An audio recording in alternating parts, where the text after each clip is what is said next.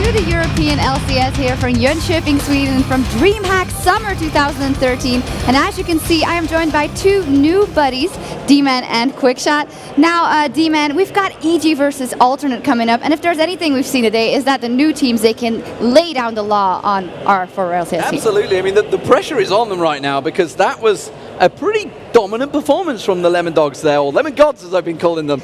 Big lemons in the sky, but and you know, I'm loving the music, by the way. You might have just noticed rocking out there. It's a new little thrashy intro we got going on. I'm absolutely loving this stuff, but it's good to be here at the analysis desk. And you know, the fact is, Alternate, there is a lot of pressure on them because Evil Geniuses are a team that they've been up against in the past and not really performed because, frankly, EG are a strong team.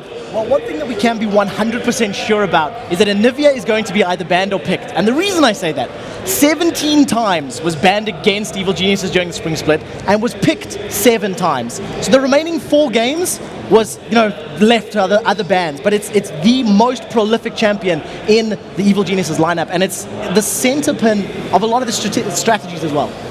Yeah, I think that Evil Geniuses, if they want to go all the way, they're going to have to start by winning here because, you know, we come from Season 2 where they won just about anything, and then we've not really seen that team in the Spring Split. Yeah, I agree, and I think it was a problem of individual players maybe not meshing with one another quite as well as they wanted to. There was so much talk about the roster of Evil Geniuses and how well they were playing. But on the same token, Alternate, they went from, you know, not qualifying in Warsaw, sticking together, training up till the promotion tournament and earning their way in quite dramatic style with that Oriana shockwave from the most recent promotion. But and if you think back to the old days when it was CLG EU, you know, that they were, this is one of the arenas they won in. They won DreamHack Summer 2012, they knocked out Moscow 5, and can you believe it was a year ago when they had that epic match against Moscow 5 then, the 27,000 comeback. So this was worked out. We still talk, we always talk about it because it was a phenomenal game, but I can't believe it was a year ago. It felt like ages ago. The time in League of Legends seems to have spanned out a lot longer for me these days. But Season 2 was great for them, but Season 3, they can't do the same thing because they used to stall out the games. They used to get the gold, and then late game, nobody could beat them in the team fights because they'd farmed up so much. They can't do that in Season 3 because everybody's more aggressive. Although saying that, some of the games have been starting to go longer, so maybe that's going to fall into their Well, the other thing as well, you've also got to, if you look at the scene back then, you look at it now, there's not only 2 or 3 contenders at the top of the scene now. You can no longer stall out and just wait for your experience to win because now there are hundreds of players who can outplay you on the same mechanical level. And teams like Ninjas in Pajamas or Wolves from the Summer Split, now we see Lemon Dogs and MYM taking down the champions of, you know, the last split. You cannot afford to lose that. Now you have to win by making the plays, by making things happen. And that was what EG didn't do in the Summer Split. I felt they were too passive in many of their games, that they just went, well, we've got a lead, let's kind of hold on to it, instead of saying, let's drive, let's push, let's go. And if you think about it, you know, how long were we talking about Snoopy couldn't find his right jungler? You know, has he still got it or not? Has he found that jungler? Or has he got the right champion down? He hasn't had a lot of practice. You know, this is one of the things. EG have been all over the place, having so many troubles. They haven't had a great deal of practice. I do know that they've had 14 games practice with NIP, and they have won a lot of them. Whether that's anything towards NIP or EG, I guess we're going to find out. Very, very controversial statement just before we start, you know, this game going. But if we look at Evil Geniuses, we look at the performances from the Summer Split and all the talk around it, Hotshot GG stepped back from playing. And that's all I'm saying. So that's all I'm saying. If you do not step up when it counts, when we are working towards Worlds, if you are unable to qualify, unable to make an impact in a game, at what point do you decide? Hotshot did it now. Hotshot said, for CLG North America, my time is no longer here. And he handed the reins over to a new player in the team.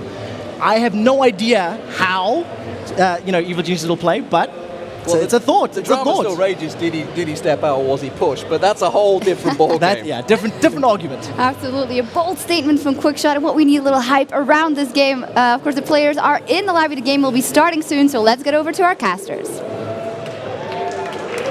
Thanks a lot, guys. Joining me here, of course, is Jason Kaplan and Joe Miller, and we're going to bring you all the action here from Alternate versus Evil Geniuses. Now, let's talk about Alternate here first, because they are the new guys coming into this one. They're a team that, kind of similar to Meet Your Makers, a lot of people fancied them to get into that spring split. It wasn't to be, but as Quickshot rightly pointed out, they've actually stuck together like Meet Your Makers, trained hard through it, and have got themselves into the summer split. Yeah, keep in mind, they were in like the group of death back in the spring qualifiers, so they stuck together. They've been playing extremely well lately. They have, you know, the Elo King with Frown Lord, 3000 Elo. They have the Elo Prince with Kerp, who, by the way, uses a trackball mouse. He does indeed. Let's go through their lineup here, starting with J-Ree, the support, and then straight into their AD carry coming out of Poland, of course, is Creatine. Yeah, he's been playing a lot of Ezreal in the promotion series, so I'm curious to see if he's going to continue with that. And of course, the Elo King, Frown Lord himself, with that amazing shockwave heard around the world, got him into LCS, we have to say. And there is RNA, of course, did qualify for the spring split, but with SK and then was taken out of the team. Now he's back here to maybe haunt his former teammates. We'll see about that later on. And then, of course, we do have Kerp in the top lane, who, as you said, uses a trackball mouse. And I don't think there's anyone else in the world that uses one of those things. Man, his thumb has to be so strong. Like, I used it actually once when we were testing some things, and my thumb hurt after like 30 seconds of using it. That's where all his power is. If you break his thumb, he's got no chance anymore. Let's have a look at their opponents for this one. I'm sure that the crowd going to be bringing out some big cheers for this one. Starting out in the top lane, we have Wicked. Yes, we do. I'm really curious to see what his champion pool is like with the evolution of top lane lately. And of course, Snoopy in the jungle. Not doing the Snoopy stare anymore, but look at that smile on his face. You know he's happy to be here. And from Great Britain, not Scotland, we'll claim that one here. There is the mid laner, Froggen, definitely a big crowd favourite here. And then we move on to their AD carry, of course, represented Europe in the All-Star tournament, is Yellow P. And he does like a water in Cologne, we have to say. Yes, he was at the All-Star matches. And of course, Crepo with the wink, not a scumbag anymore. And I think he's a little bit upset because D-Man said, you know, so is N-rated the best support in Europe now, and I think Crepo might have something to say about that. I think he might have something to say about it. He's definitely one that rises to those kind of challenges. You know, when people say, is this guy the best Thresh player, as we said about Edward previously, Crepo's like, hang on a minute, I'm going to show you guys who's the king with Thresh. But we'll see about that one here today. We are going to get into the bans and picks. Jason, what can we expect from these two teams? I'm expecting Rise to be taken away top lane. We saw it earlier on today. It's extremely strong champion.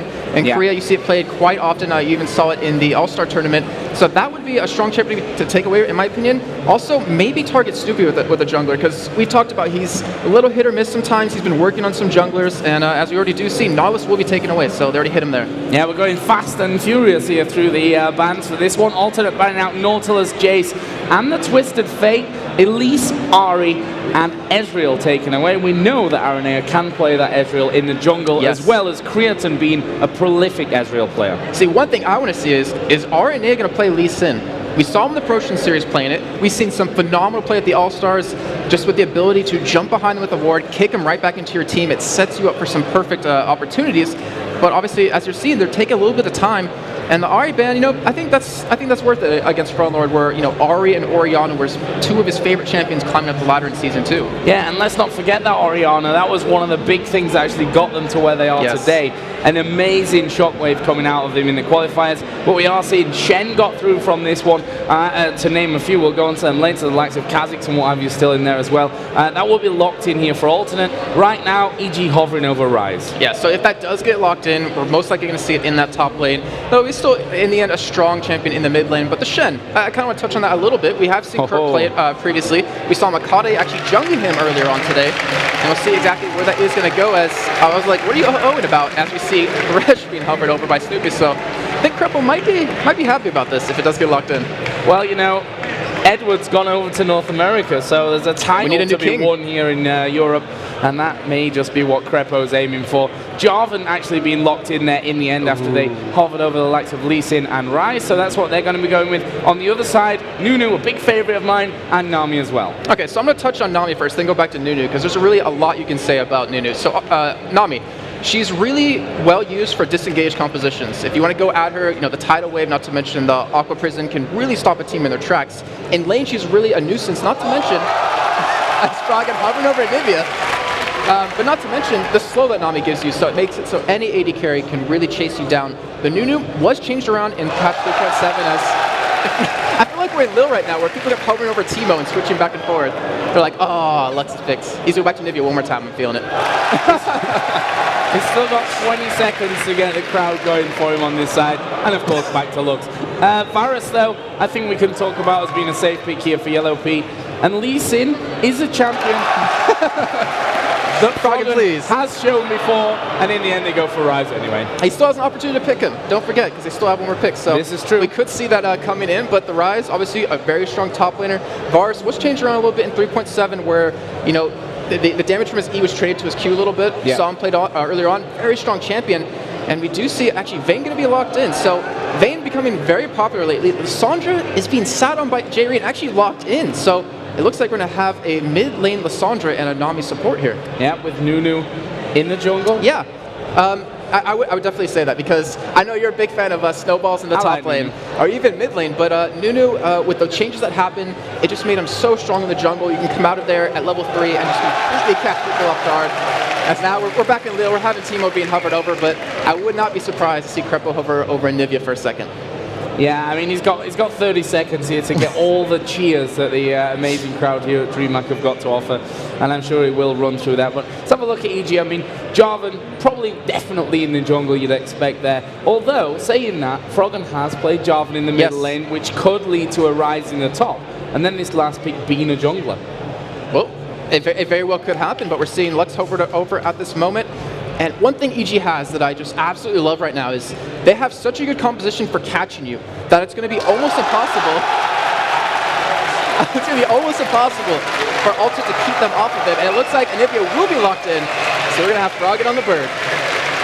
Yeah, and I think it was bound to happen. As soon as he hovered over it there, he wants to show that he can bring this Anivia into play and really deal the damage with it there. But let's look through the two lineups that we've got going on here. I mean, Alternate bringing Lissandra to the table. The first time that we'll see it here in the European LCS. Nami, another one that honestly we've not seen a lot of, but that's basically because she has had those slow but sure over like 4 patches or something that brought her to a stage where she is now being played a lot more. Yeah, so the Sandra I'm a little bit scared about, to be honest, because she's more of a mid-range caster. You're not going to be really far away from anyone, so if you're close to Anivia, you're going to be in her ult range, so he's going to be able to get that combo on you. Rise as well. I mean, Rise is a medium kind of range caster, but he's naturally tanky, so he's going to give you a lot of problems. But the real question is, how well will Pharrell Lord roam? Because we casted him way back in the day before they started playing the promotion tournament back in spring, and we weren't really fond of his roaming and just his play in general, but obviously over time he's kind of evolved his play. But the Lissandra, you're just so mobile because you have that ability to go over walls, you can really catch people off guard, and then you have that guaranteed snare if you can hit one button correctly in the right range.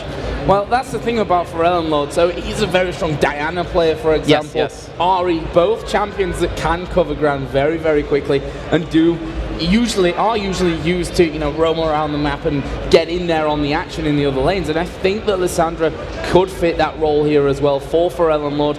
Obviously, he's got a lot to prove here. I mean, he's the guy who had the highest elo in the world after Season 2. So he's really got a lot to answer up to here. Alternate themselves probably feeling a little bit more pressure than usual because the other two new teams here in this summer split have already won their games today. I think Alternate, though, in my opinion, I actually think they're probably happy playing EG. Because if you catch your mind back all the way to MLG Dallas, Jerry subbed for CLG EU at the time, so he knows a little bit about their play style. Obviously, it's evolved over Season 2 to Season 3 and through the 10 weeks of the LCS split, but I think that gives them a little bit of an edge, and we'll see how it goes. So here we are then. We are in game for Alternate versus Evil Geniuses. Alternate on the blue side, Evil Geniuses starting, of course, on the red. First game of the season for both of these teams, and an important one for EG. They've said themselves that they've not had a massive amount of practice because of the fact that Snoopy did take a bit of a longer break there, going over to China and what have you, just to watch the All-Stars and spend a little bit of time on vacation there with his family as well. So really interested to see what EG bring to the table from this one. But take us through what we could see in this first minute and a half. Well, I think we might see some action out of Evil Geniuses. We haven't seen any level 1 action so far in this first day of the EU LCS, and they have a really strong composition for this. They're already setting up right now in mid-bush, and they might actually try to land a hook with Krepo, and if they can do that, it might catch Cretan off guard, though he does have cleanse available. Well, let's see. Evil Geniuses definitely getting ready. Looking at that, I was like, my heart stopped. I was like, oh, he's going to hook Jerry, but Obviously, a pause is going to be coming down, but we'll see how it goes here. That's probably the most tense position you can ever have a pause in right there. Yeah. I'm trying to see if Kerpo actually has his hook being thrown right now, but I hasn't leveled it up yet. So not got a level in it yet, so we'll have to see if he's quick enough to react to that one. But certainly we could see some fireworks here at the start of the game. It looks like one person, it's RNA, who's having a couple of little graphical bugs in this one, so that should be fixed up here in just a few moments. But now we're talking about level 1. Right. Let's talk about the alternate lineups. For me, that's the more interesting, the newer champions in there, certainly when it comes to competitive play. Obviously, Nunu's had his change, Lissandra new in, but wait, let's not talk too early because we did have a little unpause for that one, so it looks like he's actually going to be fine. But Lissandra, it's a really good point that you bring it up because she's a new champion, obviously. And if I was to give one person the ability to master a champion in time for the tournament, Lord. I mean, just how many games he plays, period. But it's really hard to play against that in a competitive sense unless you've been playing against it already in scrims, which, from what I've heard, it's been played quite a bit, but not in the mid lane. So we'll see how this is going to work out for him. So getting back into things then, let's see what the start is going to deliver for us. We can see that Evil Geniuses already started to push through. They had been spotted there. There were a lot of pings going down on the blue side, and it looks like Alternate may try and offer something up here in answer to that push from Evil Geniuses down onto the bottom side of their jungle. See, the really tricky thing here is that Alternate, they could go for level 1 action. Like, they could try to catch someone. They have the ability to do that if they want to level up the right skills. Now, the problem is that Shen and obviously Vayne are going to get ridiculously strong as the game goes on, as we get later on in. But then you run into the problem of Evil Geniuses, where Wicked, he's just naturally going to get tanky. And then you have, of course, Anivia on Froggen. Like, that is just going to be so hard to go up against. The displacement from the double walls, we have to mention, the Cataclysm and the Anivia wall, is going to be really hard for Alternate to position around, which during the promotion series, we saw how important it was for them. Well, right now, a lot of wards put down on this bottom side from Evil Geniuses. Up on the top side, though, we can see the Alternate are going to go for a similar style here of really taking away those early jungle creeps. The red buff is going to be the early target for Evil Geniuses, and that will be going over to Snoopy. And we didn't catch it on screen, but if you're paying attention to the mini-map, we did see Wicked actually teleport to top lane. So Alternate, they don't know this. I mean, obviously, it's not going to matter too much in the early phase of the game, but it can give you a little bit of relief to go really aggressive here. But yeah, red buffs traded off here. It looks like minions were actually left in the in the camp of EG's red buff.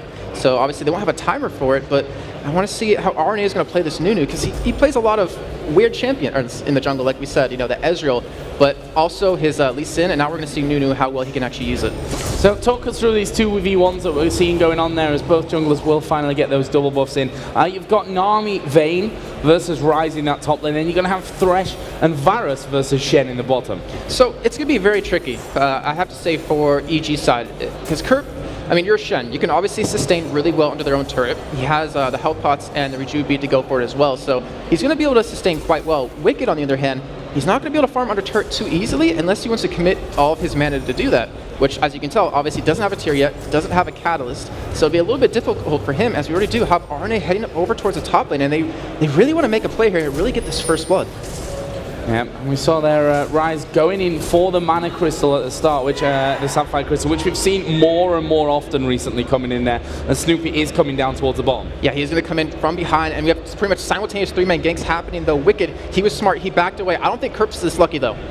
Well, let's see. We can see Snoopy there headed down towards it. The lane is being pushed up by Evil Geniuses. Can they get in there for this one? They've got a big minion wave moving in there as well, as we are going to see Snoopy come out of the jungle. Double buff is still on. Can they get in there? Kerp actually going to taunt underneath the turret. Yellow Pete tanking it. Has to flash away, and he's actually going to go down. Kerp somehow managing to get out of this one. Snoopy going very, very low as well, and Kerp somehow has stayed alive and got the first blood. And RNA is, or not RNA, sorry, Brown Lord is here. Lissandra is trying to go for these double buffs, and he might be able to catch him here. Oh, he did not see Snoopy, so unfortunately, he's going to miss out on those, but so well played by Kerp right there to see what happened, to have that taunt perfectly well placed, and getting the cockiness off of Yellow Pete to force a death out of him. In the meantime, Alternate did push down that top tier 1 turret, and they're already pushing on to the second. This is very fast. This is fast stuff from Alternate, and not only the kill came out there, but barrier flash was used, as Wicked will have to flash away here as well in the top lane. Snoopy going to try and come in to cover things up, but now with the Vayne, now with the Condemn, you've got the snowballs that'll be able to snow them down, whatever.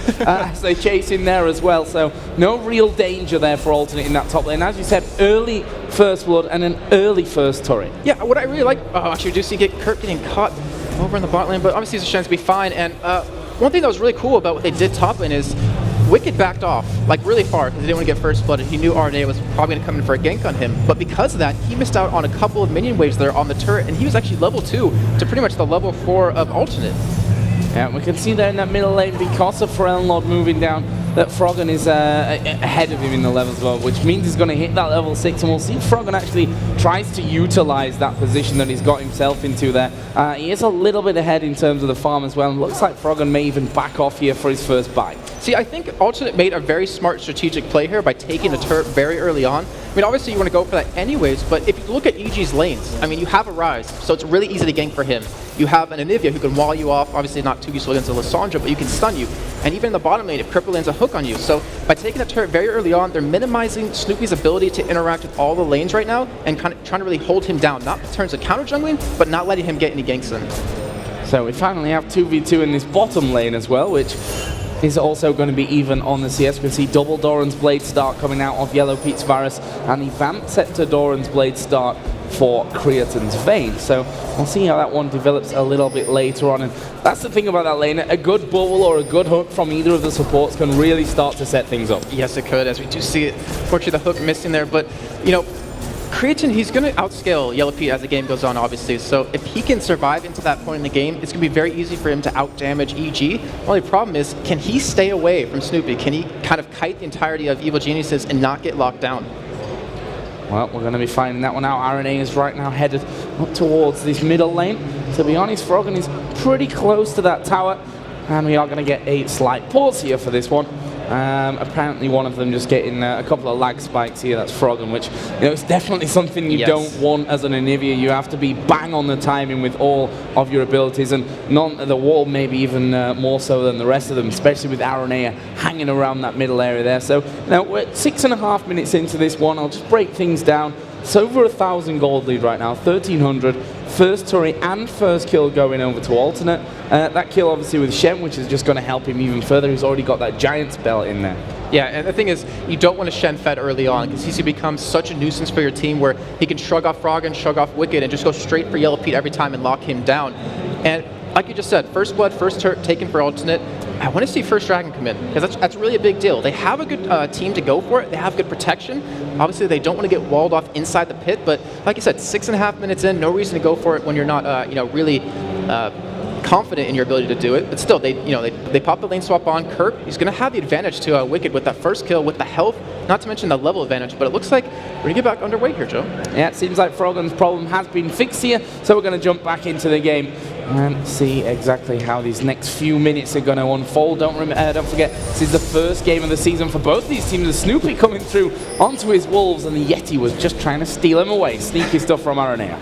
Yeah, that's exactly what you want to do with the new. The more you can counter jungle, the better. Not to mention Snoopy, once he gets that Cataclysm, he's going to be so devastating, where Aranea, I mean, obviously when you hit level 6, it's going to be nice, but it doesn't really make your ganks that much more effective. And it looks like Snoopy, he's just being shut down everywhere right now because of the early takes, because of the ward coverage we have on the map. If you look at the mini-map, 2 wards towards the top side and even 2 towards the bottom. So Snoopy hasn't been able to get in there and do anything, but he has been farming relatively well because he still is ahead of Aranea. Yep, and now we'll maybe visit this middle lane here. Lissandra, of course, has that mobility to really escape from that one, but a wall can put stops to most of that action, as Froggen will start to really put the pressure down, but in the end, no real opening for Snoopy to get involved with that. He's just going to head back off in towards his jungle. This bottom lane, despite the fact that we've got the hooks from Thresh, with the bubbles from Nami, it's actually been fairly quiet. Yeah, it doesn't seem like both teams are really confident in their AD carries actually going in and winning these trades, but the longer this game goes on, the stronger Cretan's going to get. If he gets that Bilgewater Cutlass, relatively early on, he can deal with them extremely easily.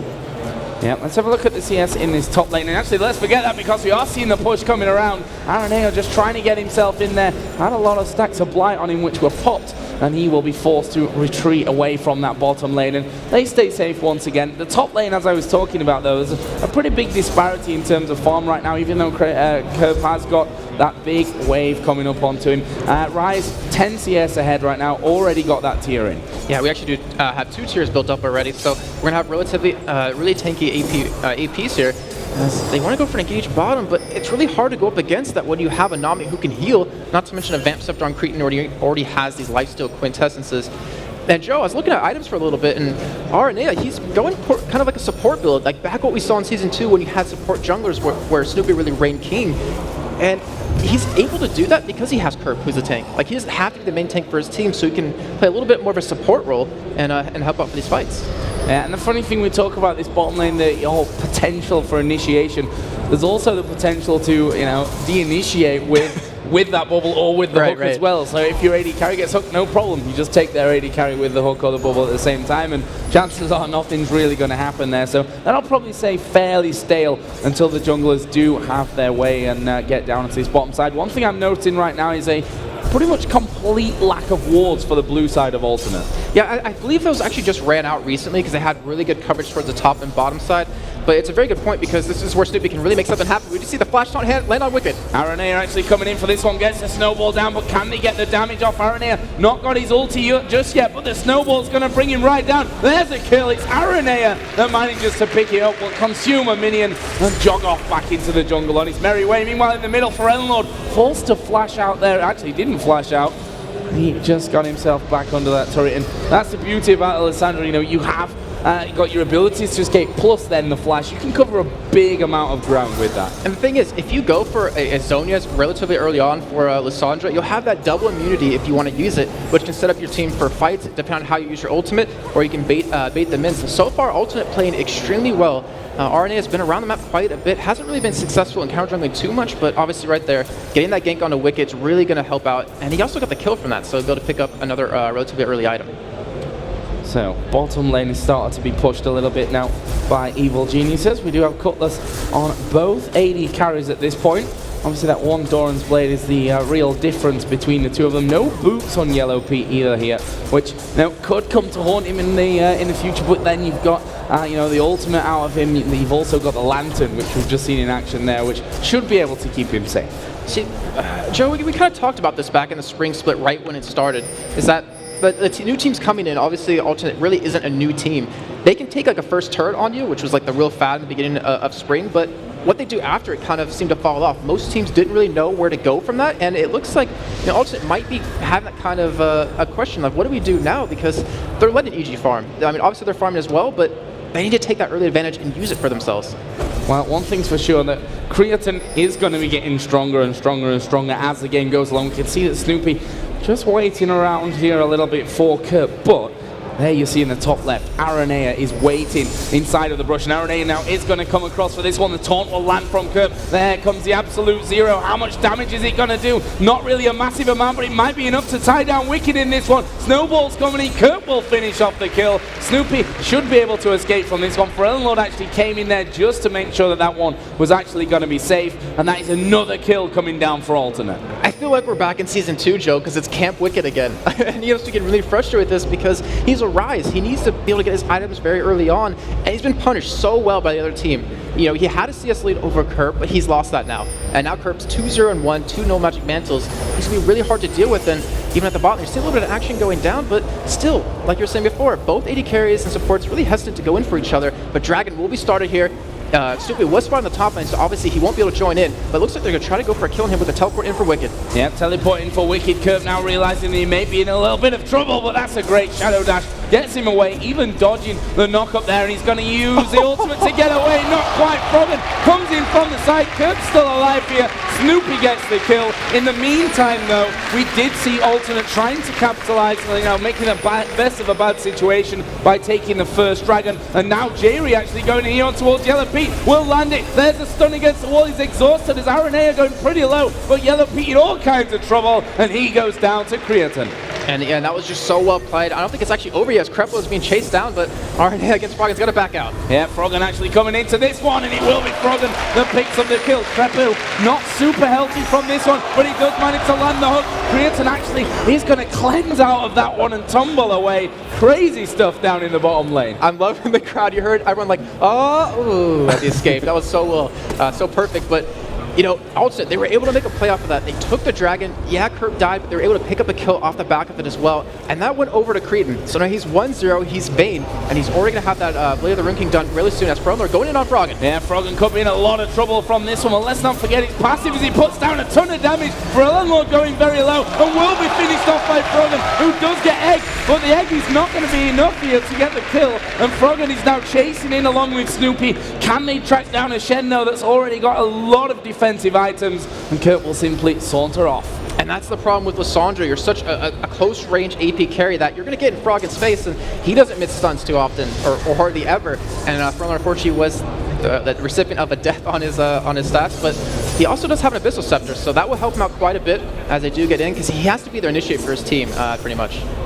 Yeah, certainly does. And Froggen now sat at 2-0-1, and that's the scary thing. We know what an impact Anivia, especially Froggen's Anivia, can have onto a game when he's looking strong like that. He's leveling farm with Alessandro, obviously got more gold because of those kills, got the Catalyst in there, got that tier already stacking up, and he's actually sat on around about 1,600 gold right now, so he can get himself home, and he's going to come back into play with that Rod of Ages. And he's going to be very scary. And it's weird to me is that RNA, he played back with SK at Gamescom when these two teams played for their spot in LCS and the World Finals, and what SK did was just take away the blues. Don't let Froggen have it. You know, teams keep doing that against him, but they haven't been able to take away one just yet, and Froggen's been able to prosper off of that, and that might just come back to bite Ultra in the butt. One other thing that scares me as well from EG's side of things, if you look at the AD carries there, we're seeing that Yellow Pete is starting to fall a little bit behind.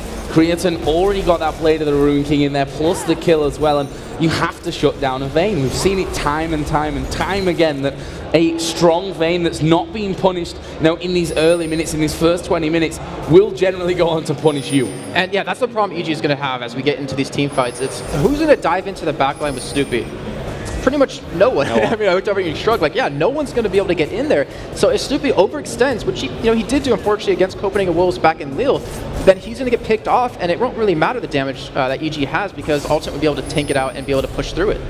And the counter initiate there from the tidal wave out of J-Ree as well is very, very strong. It's going to make it very hard for EG to follow up there. Not to mention the Frozen Tomb as well coming out of Freljord, which we saw a little bit earlier on in action. But up until now, if we look down the gold, it's a solid lead for Alternate. That tower and kill lead still stays in their advantage, and they're actually starting to push this bottom lane a little bit heavier now as well. Yeah, it looks like maybe they're waiting for RNA to level up a little bit more, because he has been leveling up that Blood Boil second just to help out Cretan, on top of that. So he's already going to have a lot of attack speed, but then with that Blood Boil on top of it, he's going to be hitting so hard and so quick. But just like you said, also it looks like they're going to go for a push on this turret, and they might be able to take it here. I'm not sure if there's not going to be anything to stop them here. We can see on the minimap the Evil Geniuses backing away from this one, and with the Vayne with Blood Boil on there, there's no way you're going to stop that one happening. Froggen was trying to put down some damage on this mid turret to try and counter that one, but honestly, he's not going to be able to do enough. Freljord here, he can just simply walk away with things with the Glacial Path coming out there as well. Yeah, he can. It's really hard to be to lock down. You're going to have to land that stun on him, but we do have the rest of Ultimate coming in, even with the ultimate out of Shen. Yeah, and there we go. We talk about the Glacial Path. It's used to engage from Freljord, and there's no egg, of course, for Froggen. That was used a little bit earlier on, and Alternate going to pick up another kill thanks to that Stand United coming in as well from Kerp. And now Alternate are looking for turret number 3, and honestly, Evil Geniuses can't do a thing about it. They can go for more of this as well, because Froggen, he's pretty much the stop button, the pause button for each team. With him down, he can't clear out the wave, and also they're going to go for it. They are going to go for it. Now we see the bubble coming in, actually catching a lot of them. Ultimate comes out Yellow P, which will spread decently, while Alternate trying to get away. There's a Rune Prison coming down. Beppo gets the kill. Box going in there. Creaton going low. Creaton knocked down. RNA are going to do a decent amount of damage there from the absolute zero, but that leaves us in the end with a 2 for 2. And Wicked, who's been pretty much quiet the entire this game except dying, comes in with a nice flash ring prison to lock down Cretan and to go up for that kill. I mean, the thing was, they wanted to kill him. He popped that cleanse a little bit earlier on, and they're able to turn that around, and that was a 4v5, Joe, and they were still able to win that fight. Incredible, incredible stuff. And now Evil Geniuses trying to push this mid lane back here. I definitely don't want to be losing the inner turrets at this stage of the game. And now with the Nivea joining the party as well, they can clear them out quicker. And Alternate can do anything about it. As the Rune Prison goes down, there is a wall, the hook. Not quite landing onto Aranea. And I think there's just one line that Alternate has to be careful of is in terms of time, where Evil Geniuses, you have a big lead on them. If you let this game go on too long, Wicked's going to catch up. I mean, especially with that kill and assist, if you're giving away kills, Froggen's going to get even further ahead. So, you know, Alternate, with the lead they had, especially since they have still a 3,000 gold lead, should be going for team fights here. Well, EG just looking for that dragon here. And he's going to be spawning right in front of them. And I'm not sure what Alternate can really do about this one. Kerp is going to be coming down. Aranea does have Smite available, but he's nowhere near that one. And Evil Geniuses will pick that one up. And it brings them to within almost 2,000 gold difference right now. And now a couple of turrets here and there, and they're going to be right back in the lead in this game. Oh, wow. Kerp trying to go in for a taunt there, but it's really funny because Evil Geniuses, out of the league, they're like one of the hardest teams to really take dragons on consistently, where Evil Geniuses will try to get them every single time. Gambit's really the other one. So it's a good job by them to even it up in terms of dragons. And now Alternate, after that last little engage we saw at the inner turret on EG side of the map, they're a little bit hesitant here to go in. They need cooldowns. Like, they need Cretan's Cleanse to really go for some fights, even maybe Freljord's Flash to really help get in and then out. Yep, certainly do. Let's have a look down some of the items. We've not really talked about that. We've got Rise and a Nivea now with those Rod of Ages finished in. And interesting coming out of Wicked, they're going for the Boots of Swiftness on that Rise to make sure that, you know, those slows don't affect him quite as much there as Froggen. Going to get caught here in the middle, and we are going to see him knocked up by Nami's Wave. Flashes away actually from the bubble, but he's not going to escape this one. Will get egg, but have they got the damage here to finish off? Absolute Zero going to come out. Froggen surely will go down. No! He gets from the Lantern in the very last second. Freljord not able to chase through, and in the end, up until now, no kills happening from that one. And there you see Thresh in action again. Holy crap, Froggen's got to be breathing so tensely after that. Just barely escaping by the skin of his teeth. I don't know, well, birds don't really have teeth, but escaping barely right there because of Krepler showing why he wants to be the Thresh King. So well played by Evil Geniuses to turn around what was Froggen getting caught to pretty much nullifying it. And now Alternate, it looks like they might want to go for a push towards the top side of the map here, but I'm not sure they're going to lock this down because Wicked, he is coming in from behind here, and we have Freljord nowhere near this fight. Yep, there was Wicked starting to push in. A ward goes over the top. Freljord is going to get this blue buff, but he's definitely not healthy enough to be involved in anything. And you have to give Alternate credit there, pushing into that top side of the jungle, getting a good amount of wards down. So they're going to have great vision there, which means that they can freely move between these inner turrets in the middle and the top lane. And that's where that gank pretty much came from, because the lack of vision that EG currently has down. That's why you're seeing Krepler go for a lot of pink wards, where he can't really afford to go for that that Sightstone right now. He wanted to go for the Lock of the Iron Slayer to get a little bit of shield just to mitigate some damage, but great ward coverage out for Alternate will keep him in this game, and they're giving EG a run for their money here. Obviously, Dragon won't be up for a while, but it looks like we're going to go to a little bit of a quiet phase again, where people are just going to go back to farming. Yeah, which I think is a better thing for Evil Genius as well at the end of the day. Like we talked about Rise, who started to get a lead, then started to fall behind. He's now been chasing this bottom lane. Wicked going to have to try and get it down, but you're not getting away from a Vayne, especially with that Blood Boil running. And that will be an easy kill, and Wicked caught a little bit out of position there. He can't afford to let that happen, especially when the recipient is going to be Cretan on Vayne. I can understand it though, because he knows he needs to catch up and farm a little bit. He needs to get that tier stack so he can be really strong in these fights. But yeah, just like you said, you don't want to give kills over to Cretan. You don't want to give him that ability to free farm bot lane, which he's currently doing. And Alternate, they're cutting off EG here. Oh, they're going to go in for this one as well. Yellow Pete in all kinds of trouble. Is he going to escape? No, going to the Lantern, but he was killed mid-air. Now they're chasing Krepo, who puts the box down. There's the tidal wave. Double kill for Nunu. And Cretan's still pushing the bottom lane right now on Vayne, so he should be able to get that turret. The Wicked will be heading down there very shortly to help out, but great job by Alternate. Fortunately, the kills went over to Aranea, which isn't bad in the end, but if you could have given those to Freljord, it would have made it even better. Right now, Snoopy's actually going to be sticking around in this top lane to try and get that turret down. That'll be Evil Genius's number 2 of the game, but Alternate are going to pick up number 4 with that inner middle turret, and that opens up even more of the map if it wasn't already there for Alternate. Yeah, I know you always talk about this, Joe, but those mid turrets, if you lose those, you lose so much control of the map, which Alternate's been doing such a great job of warding up. They're going to head bottom lane, get that turret as well. So 2 turrets from that exchange and a kill, not too bad in the end for them. Not too bad at all. In fact, I'd say they're probably satisfied with how that one's gone. Now let's have a look at some of the items coming in there. We did see Runic Bulwark finished off by Arenea's Nunu. A Phantom Dancer now added in for Vayne on top of that Blade of the Ruin King. And I think the most important pickup actually out of all these items was the Quicksilver Sash out of Froggen. Like you've seen Throne Lord, every chance he has, he goes straight into Froggen, locks him down, and tries to kill him before he can do anything. And you know, you can camp Wicked all day, but it looks like Alternate realizes Froggen is like the main person you want to take away. EG likes to funnel as much CS into him, as many kills so he can carry the game, and Alternate's doing a fantastic job of stopping that.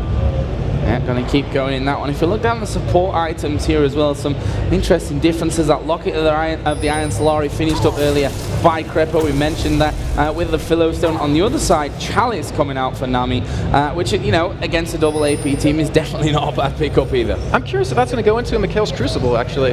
We haven't seen that too much. Actually, in North America, I believe we saw it for the first time ever. A relatively good item, gives you more health based on how much health you're missing, and it gives you that free cleanse. So pretty much Cretan, he won't have to go for his Quicksilver Sash anytime soon, which frees him up obviously for some better items, which actually, matter of fact, looks like a Last Whisper coming. And then he has the ability to pop his own cleanse and just run around the entire fight. But also, they are taking away the blue buff from Froggen, which is going to be a key point. If Alternate wants to push inhibitor turrets here, they have to take that blue away, and in fact, they did. Trying to starve everything that they can here away from Evil Geniuses. Aranea going to get caught on the wrong side of the wall here, but he is pretty damn tanky. Only down to half HP there. It's Gridson. He's actually going to go in here on towards Yellow P, who has to flash away. Nami's tidal wave going to go across the entire team here. Aranea finally will go down as Gridson will finish off Yellow P. Now it's Crepo in trouble. Can they finish that one off? Snoopy locked up, and this is a whole host of kills coming down for Alternate. A 3-for-1, and they're not done just yet. They're going to try and chase after Froggen on that top side. Looks like he'll be safe though. Alternate happy with what they got. May just head back off towards Baron. They are. What just happened in that fight? You saw Cretan go in by himself at the beginning, just going into the team of EG and trying to start that fight. You saw Froggen unfortunately get zoned out by Kerp, but Baron, like you said before, is being started down about half health here, but we do have Wicked and Froggen here to stop it, and they're inside this pit. That's going to be very bad for them. Right now, Wicked starting to move in there, and he gets jumped on straight away. That's a kill, another kill we should mention for Cretan. Froggen going to get egged up by Pharrell Lord. He's not escaping either, and that's another one down for Alternate. The Baron still not quite finished off here, but that will be done here in just a couple of seconds, and Alternate going to have it for 4 out of their 5 men.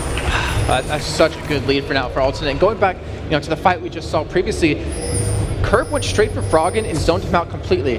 You saw Yellow Pete, pretty much being attacked the entire time by Cretan, and then you saw Aranea actually ult pretty much in the middle of that fight, and you saw Yellow Pete actually take the lantern, but unfortunately for him, it was into the middle of Aranea's ultimate, so he got chunked down from that, and unfortunately pushed out right away. But now Aranea is going for Dragon yet again, and with that Baron, with being Nunu, he should be able to take it quickly and extend this goal lead even further. Yeah, and another spike of power coming out as well.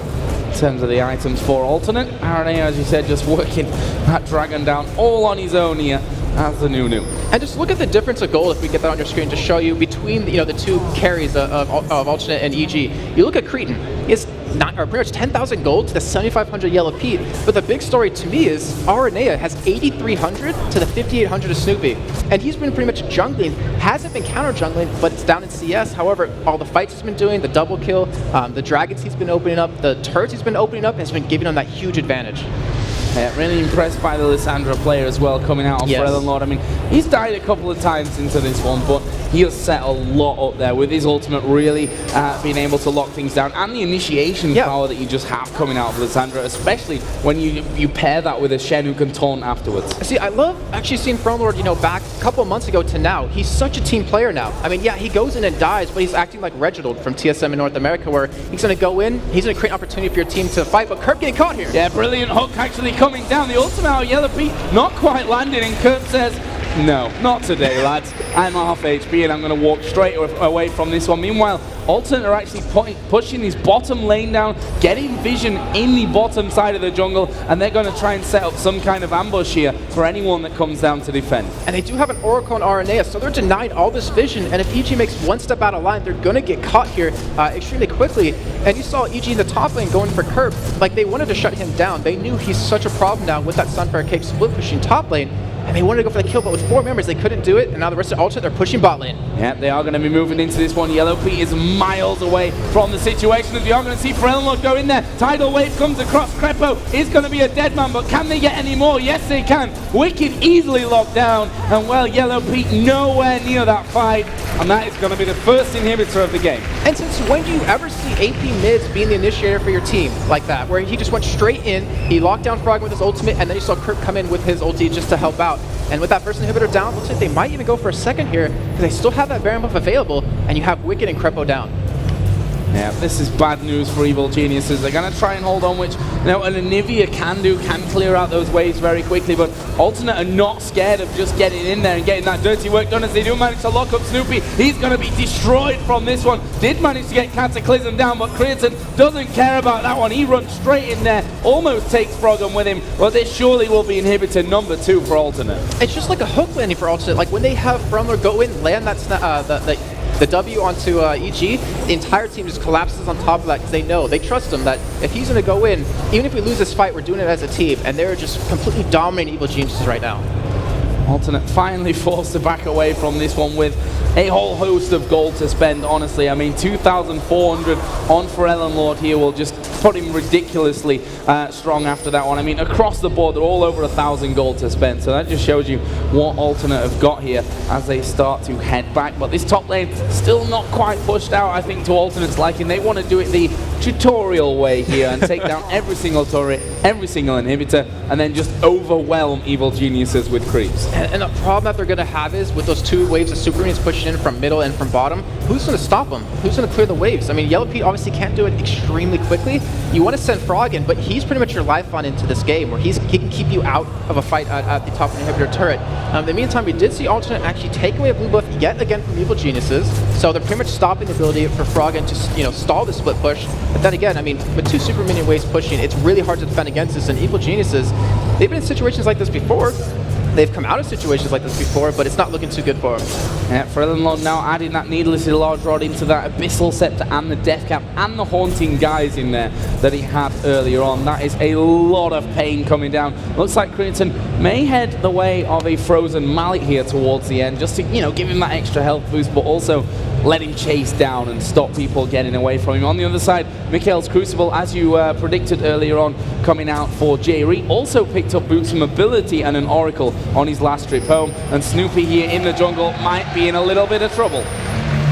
Was able to escape right there, but yeah, just look at the difference in items between the 2 junglers, where Snoopy, all he has is that Aegis, but we do see we could get caught with an Octa Prison, and to me, they have to concede this, because look at their Nexus turrets, they're already being attacked by super minions. Oh, here we go though, Evil Genius is going to go in for this one. Aranea going very, very low, but will crucially get away from that one. They lock Lissandra up as well. Aranea though, well, he can probably just consume a lot of this back, getting some heals from Jerry as well, but look at that, the super minions were pushing as well. Yeah, that first Nexus turret's already half held down. Crepo gets caught. Yeah, he's going to get caught up once again. Wicked going very low. Alternate diving straight in on top of this one, and that's going to be 3 kills already. They're not finished. Creaton is taking a lot of damage, but they can't really lock him down. Froggen's going to try and finish him off. Wall comes in, he gets egged and finished off, and that is an ace for Alternate, and surely the game here, their first of the LCS summer split. So Joe, just like their brother or sister teams, they were able to get their first win on their first game of LCS, and they just showed why we deserve to be in LCS. That was just phenomenal play across the board,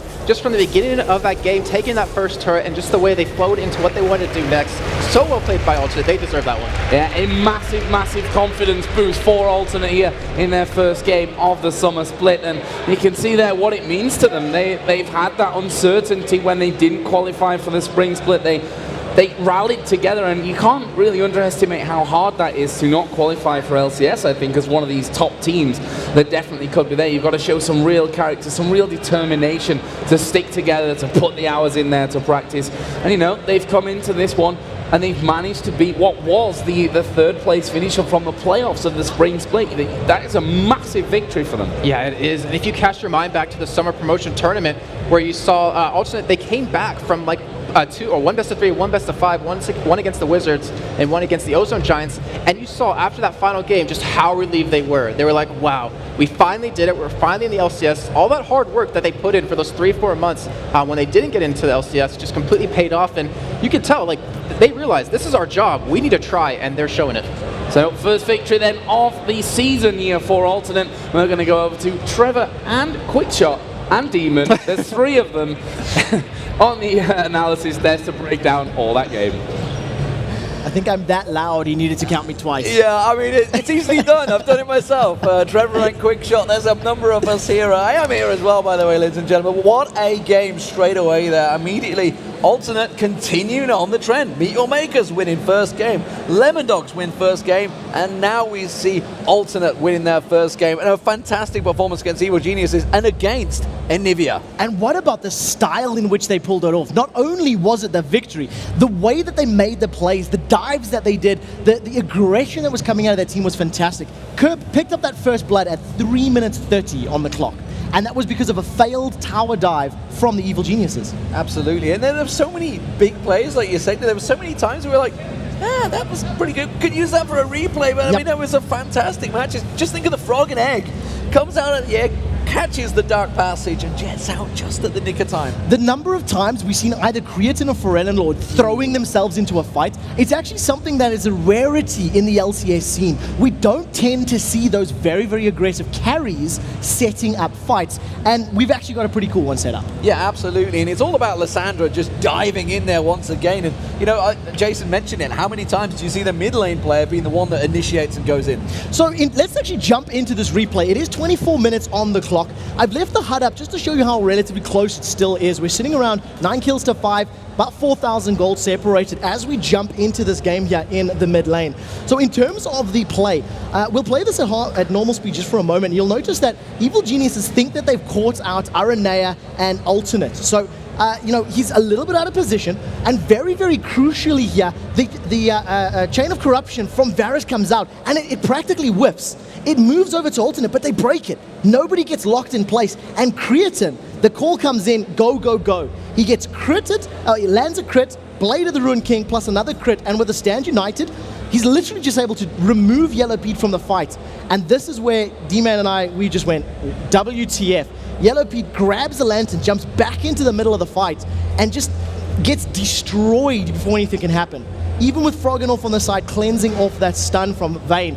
Basically, this was the game-winning team fight. They traded 4 for 0, picked up the inhibitors, picked up the Baron, and continued to just, you know, control the rest of the matchup. Absolutely fantastic stuff. And you know, it just shows this is a team that's really practiced. We've heard about them, you know, how they've been practicing in their gaming house. They've been setting up for it. And these are guys that are still taking exams. I remember specifically reading about Aranea. He'd just gone back to Spain to do an exam to come back to the gaming house. These guys are still real busy. I'm really happy to see Aranea's performance in this particular matchup as well, because there was a couple of questionable plays from him during the promotion tournament, and his Nunu was very good. The opening minutes, he was responsible for shutting down Wicked's Rise up in the top lane with some very good pressure when comboing with Kerb. So a well-deserved victory and well played by Ultimate. And speaking of Kerb, it all started really from the bottom, didn't it? When they dived on 3v1, he managed to turn it around and get the kill. And well, what a fantastic game. We are, of course, going to get over to Shox. He does have an interview ready and waiting, and I believe it's going to be Creaton.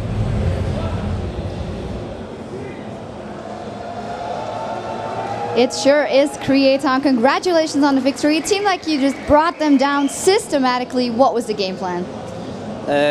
We picked pretty well. We picked pretty much everything to defend Vayne, and EG is known for playing late game really good, so with Vayne we have late game secured, so that was the plan. So talk us through picks and bans a little. You let Froggen have Anivia, and you countered the Ice Bird with the Ice Queen. Well, we knew that he's gonna play Anivia because we banned TF, so he's gonna play Anivia. And with Lysandra, we can dive really easily because of her ultimate, and that's it. So why do you think it is that you guys now win against, you know, a seasoned LCS team, and all the new teams seem to be doing so extremely well here today? I think it's because the teams that recently qualified are really motivated, and let's call them veteran teams could be tired after the spring season, so I guess that's all. All right, thank you very much, Creaton. Now, of course, we're going to go into a short break, but when we come back, El Clásico as SK takes on Fnatic. It's going to be a fantastic game, so don't go anywhere.